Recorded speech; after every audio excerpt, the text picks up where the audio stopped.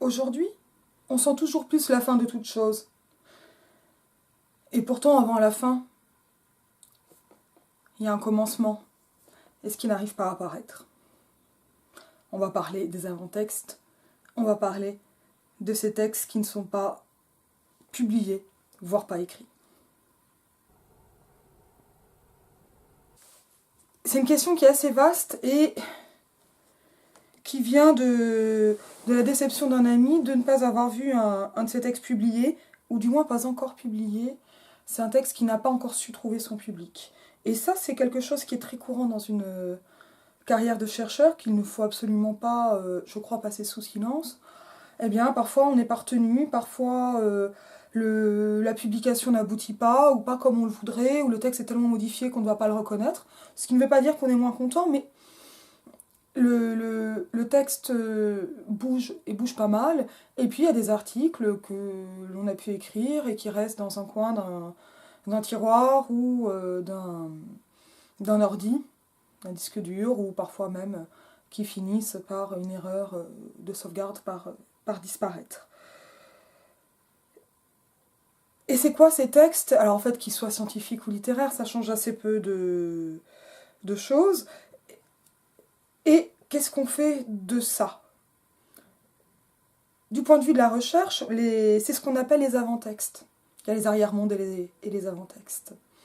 Donc, quand on commence à faire ce qu'on appelle de la génétique textuelle, c'est-à-dire l'étude de la genèse d'un texte, on va étudier, alors je fais vraiment quelque chose d'hyper simplifié, parce que c'est une discipline à part entière dans les études littéraires, où on est vraiment au croisement des études littéraires et de la philologie, mais on va étudier en fait ce qu'on peut appeler, et c'est une métaphore évidemment, mais les sources d'un texte. Comment on en vient à ce texte-là? Et par exemple, pour un Flaubert, quel est le parcours bibliographique, d'érudition, mais aussi le parcours intellectuel, épistémologique de Bouvard et Pécuchet? Comment on va passer du livre, lu par Flaubert, et on connaît les lectures de Flaubert, elles sont recensées, à la fiche de lecture, qui est déjà, évidemment, quelque chose de condensé et déjà une interprétation, dans la visée du roman, et bien sûr qu'on travaille là aussi avec les plans de travail de Flaubert. On va voir comment ceci se modifie au fur et à mesure des lectures, par exemple. Je connais mal l'œuvre de Flaubert et ce travail-là, mais voilà, on peut voir comme ça ces étapes. Passer à la fiche de lecture, à un résumé, à l'apparition textuelle, soit de la théorie, soit de la mention, soit on va avoir les deux personnages, les deux bons hommes, Bouvard et Pécuchet, qui vont lire le livre. Et on pourra bien sûr voir comment la fiche de lecture que eux en font, leur lecture, n'est pas celle de Flaubert, mais que justement celui-ci s'amuse des lectures. Et c'est assez passionnant à étudier. Et en philologie, en études comme ça, enfin en philologie ou en génétique textuelle, les avant-textes sont un objet d'étude et ils vont avoir, j'allais dire un sens, mais de multiples sens et entrer comme ça dans des chaînes de raisonnement sur la production de l'œuvre. Ce qui rend le texte lui-même super flottant. Parce que, est-ce que le texte c'est l'idée? Non. Est-ce que le texte c'est le moment où le livre est publié? Mais on sait que les textes peuvent être très modifiés après la publication. Alors, de façon parfois marginale, mais on a des éditions du Rouge, donc le Rouge et le Noir de Stendhal, des éditions qui vont correspondre à la première édition, et des éditions qui vont soit montrer, soit inclure directement les remarques laissées en marge, donc on appelle les marginalia, par Stendhal, dans son propre volume du Rouge. Donc c'est quoi le Rouge? C'est quelle étape du texte? Dans le cas du Rouge, on n'a pas le manuscrit. On l'a pour la Chartreuse de Parme. Évidemment que là, on pourrait retomber sur des questions sur l'intention de l'auteur, etc. Mais c'est pas forcément l'intention de l'auteur qui est intéressante. Je pense qu'il faut garder un texte et on voit qu'un texte peut être mouvant. Un texte va évoluer. C'est un truc qui m'intéresse beaucoup au niveau de ma thèse. Pour moi, qu'est-ce que je fais? Mais surtout pour Renan. Renan, c'est quelqu'un qui fait une histoire des religions, qui fait une histoire du christianisme.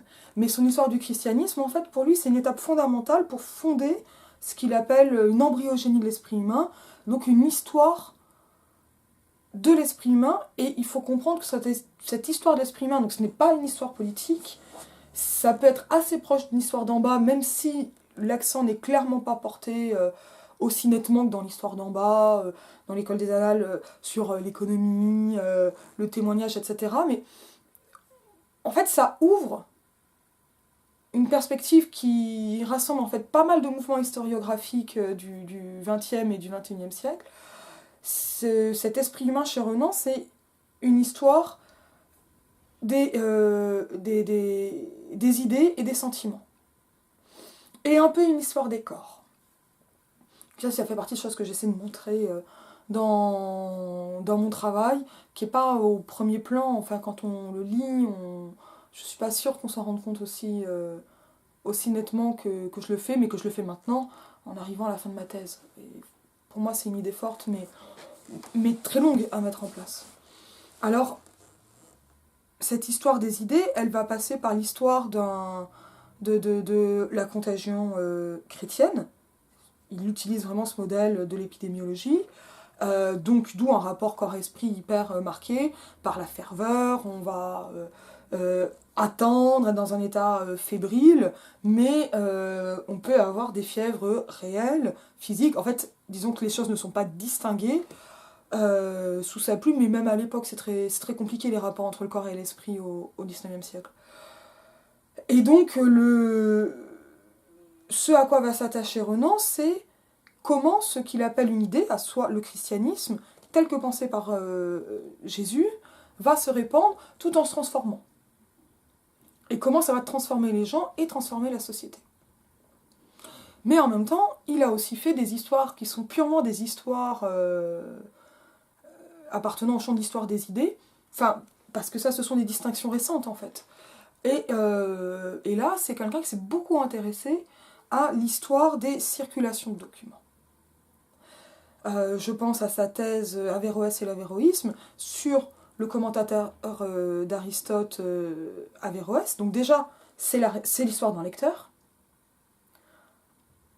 Et l'histoire de la circulation d'un côté des thèses, finalement assez vite oubliées et transformées, et de l'autre du nom d'Averroès pour faire circuler d'autres idées, parfois en les cachant, on va faire circuler des idées hétérodoxes, soit en les réfutant véritablement, mais donc en les présentant pour les réfuter, soit en faisant semblant de les réfuter pour présenter des idées hétérodoxes, donc avec un rapport comme ça très très particulier au document.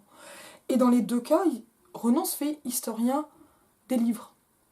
Et la question du livre est évidemment centrale, parce que il a fait aussi une histoire de l'étude de la langue grecque sur tout le Moyen-Âge occidental, hein, européen. Et donc c'est une histoire de la circulation des manuscrits aussi. Qu'est-ce qui circule, comment, qu'est-ce qu'on sait, comment on va parler grec, comment on enseigne le grec, est-ce qu'on enseigne le grec, de quelle façon, etc. Et donc comment les idées vont circuler par les langues, les textes et les noms. Je pourrais en parler plus en détail, si ça vous intéresse. Je trouve ça assez hallucinant comme perspective. Et ça veut dire que, par exemple, pour ce qui est du christianisme, eh bien, une des difficultés, c'est que Jésus n'a pas écrit, et que les apôtres qui ont écrit l'ont fait tardivement, voire pour Jean sans... pour Paul, pas pour Jean, sans avoir rencontré le Christ. Et on n'est pas certain, absolument, des auteurs des rédactions. Et puis, le texte écrit quelque part dans le 1er siècle du christianisme n'est pas le texte que nous avons ensuite dans la Vulgate, etc. Donc, qu'est-ce qui se passe au niveau de ces textes, au niveau de ces documents ? Comment ça se diffuse ? Eh bien, ça se diffuse par des livres. Et quel est le statut de ces livres ? Et donc, en fait, ces livres, ce sont des textes. Et avant d'être des textes, ce sont des récits. Et là, ça devient super bon. Parce que, alors, ce qui va se passer, ce que Renan appelle la légende, que Claude Millet appelle le légendaire, dans son ouvrage que je conseille grandement, le légendaire au XIXe siècle. Le légendaire, c'est un mélange, c'est la réalité transformée par sa réception qui va être pour part mythologique, pour part modifiée, etc. Donc c'est de la réalité transformée. Donc c'est un récit qui va être transformé, mais dès la perception première de ce récit, c'est-à-dire dès le moment où on va vivre l'histoire. Par exemple, Jésus correspond plus ou moins bien aux prophéties de l'Ancien Testament. Donc on va bâtir des liens parce qu'il faut remplir une attente. Et donc un récit va préexister à Jésus. C'est ce genre de choses qui intéresse Renan. Et ensuite, les premiers chrétiens vont relativement tardivement mettre leurs souvenirs sur papier. Enfin, quand je dis papier, c'est un raccourci. Hein. Ils vont figer leurs souvenirs en les écrivant, mais le statut de ces écrits n'est absolument pas sacré. Il faut du temps pour la constitution du canon. Et même pour ces récits, et c'est encore plus vrai dans le cas de l'Ancien Testament, et donc de tout ce qui va être des récits mythologiques de la Genèse, etc., les récits auront eu une longue tradition orale avant de trouver une forme fixe et fixée, et qui elle-même est quand même mouvante. Et donc là, on voit que les contours d'un texte, c'est assez difficile à appréhender. On voit évidemment qu'un texte n'existe que par sa lecture, singulière mais aussi collective, surtout dans le cas des religions, et de la politique. C'est pas pareil, mais quand même. Mais ce qui intéresse Renan là-dedans, c'est essayer de remonter au récit d'avant l'écriture. Alors, d'avant la forme figée, voire, et ça sera dans l'origine du langage des textes de ce genre-là, au récit d'avant l'écriture. Donc là, les preuves manquant, on est quand même en pure spéculation, pour comprendre ce qui se disait. Donc en fait, ce qui l'intéresse, c'est l'avant-texte. De remonter à l'avant-texte par des déductions, plutôt des inductions, une connaissance de ce qu'il appelle des lois de l'esprit humain, ce qui est discutable, mais ce qui fonctionne très bien pour la phonétique historique, pour reconstituer la façon dont les langues ont évolué. Et c'est, alors, du point de vue de la recherche, eh bien, l'avant-texte peut avoir ses différents supports. Et il peut en avoir d'autres auxquels je ne pense pas, évidemment. Voilà. Et donc, comment une idée, qu'elle soit intellectuelle ou formelle, va porter un texte qui peut-être n'adviendra jamais. De ce point de vue-là, il y a un livre assez intéressant de Sylvie Thouars, il me semble, sur le livre sur rien, au XIXe siècle. Et donc sur tous ces gens qui étaient écrivains sans écrire. Ça reprend aussi les jeux des salons, des précieuses, enfin il y a toute une tradition comme ça de conversation littéraire, mais pas forcément sur des livres, mais avec des jeux qui étaient en soi littéraires, et de projets littéraires qui n'ont pas abouti. Et ça, au XXe siècle, ça donnait beaucoup de choses. Le projet comme œuvre d'art avant l'œuvre d'art. Donc c'est aussi un questionnement qui est assez profond sur l'art. Est-ce que c'est porté par une personne? Est-ce que c'est un projet? Est-ce que c'est une idée plus qu'une réalisation? C'est hyper vaste. Je suis bien dépassée par tout ça. Après, comment ça se passe pour nous? Parce que le moment où on va écrire un texte en tant que chercheur ou littéraire ou plein de possibilités, et ce texte n'est pas reçu. Bon, c'est un moment qui est un peu triste. Quand on ne trouve pas son public, c'est pas toujours facile, je sais pas, on va être déçu, on peut le ressentir comme un échec. Et je pense pas que ce soit une chose sur laquelle il faille trop s'appesantir. Bien sûr que quand la peine est là, il faut l'entendre. D'abord parce que des occasions de publication, il y en a, et de plein de sortes. Des semi-publications aussi, alors voilà, des choses qui ne vont pas forcément être de l'édition traditionnelle. On peut être dans l'auto-édition, on peut être dans de petites maisons d'édition, on peut aussi éditer sur son blog, on peut éditer en vidéo, enfin là le champ est très très ouvert. Mais si on attend une reconnaissance institutionnelle dont on a besoin pour faire carrière, effectivement que la déception reste. Mais là, ce qui m'intéresse, c'est de voir quel va être le statut de ce texte qui va pas avoir trouvé preneur ou dont on n'aura pas été assez content, assez satisfait pour le livrer, et j'allais presque dire le délivrer ou s'en délivrer. ce texte-là, finalement, ce n'est pas un texte qui n'existe pas. Un texte qu'on a écrit, même si on ne l'aime plus, même si on l'aurait bien aimé, mais ça ne prend pas, même si il ne trouve pas ou pas encore sa place, c'est quand même un texte qui existe. Alors déjà, c'est un texte qu'on peut faire lire à des particuliers, à des copains, à des copines. Donc, on est bien dans quelque chose qui existe et qui peut permettre un échange. Et ça, je veux dire, un texte, c'est un échange. C'est toujours un échange, au moins entre un narrateur et un lecteur. Une narratrice et une lectrice. Tout est possible. Mais il y a quelque chose qui va se passer comme ça. Voilà. Et de la même façon dans le texte qu'on voudrait écrire mais qu'on n'arrive pas encore à écrire. C'est un échange qui est en cours, qui n'est pas fini. Mais en plus, les textes qu'on a écrits, alors parfois en plus on n'est pas toujours content de ce qu'on a publié, hein, on se dit que si on pouvait le refaire on le ferait différemment. C'est le cas, je crois, de tous les gens qui travaillent dans la recherche. Hein. On regrette toujours, on voit toujours les points d'amélioration parce qu'on gagne. Les qualités qu'il faut pour écrire un article sont hyper diverses, mais l'expérience c'est la première. Hein. Donc et pour ça il faut du temps, il faut de la pratique. Beaucoup de temps et beaucoup de pratique. Mais ce texte qui semi-existe, comme le demi-revenant Proust dans Voyage au bout de la nuit, on a quelque chose comme ça, ils sont dans une semi-existence. Et cette semi-existence, c'est vraiment une existence, parce que ce texte peut être une étape vers d'autres textes. Ce texte est une étape vers quelque chose d'autre. En général, quand je récupère un vieux texte pour le publier, quelquefois j'ai une bonne surprise et je change pas grand-chose, mais souvent je le refais complètement.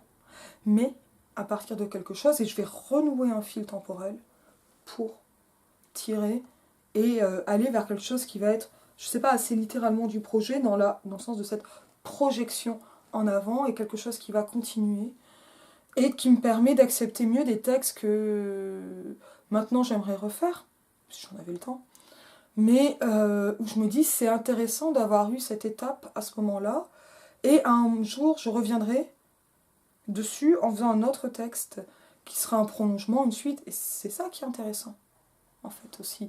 Non seulement de fournir un résultat scientifique, de recherche, ou un texte littéraire abouti, mais de voir comment ça bouge. Et c'est cette histoire collective qu'étudie Renan, mais c'est aussi une histoire singulière qui permet plus de réflexivité, mais aussi des gratifications qui sont assez modestes. Hein, et qui partent pas toujours sur des grands succès, mais c'est quoi un grand succès? Mais qui vont se bâtir peu à peu, comme ça. Alors, quand on est thésarde, on se retrouve comme ça, accompagné de textes fantômes, des textes refusés, des textes pas encore écrits, donc la thèse en premier lieu, pas encore lus, pas encore publiés, parce que là aussi, le temps de production de la thèse en tant que livre, il est très long, il dure sur plusieurs années. Mais je crois que cette temporalité, elle est bonne, et que c'est dommage d'accélérer les thèses, surtout pour les sciences humaines, parce que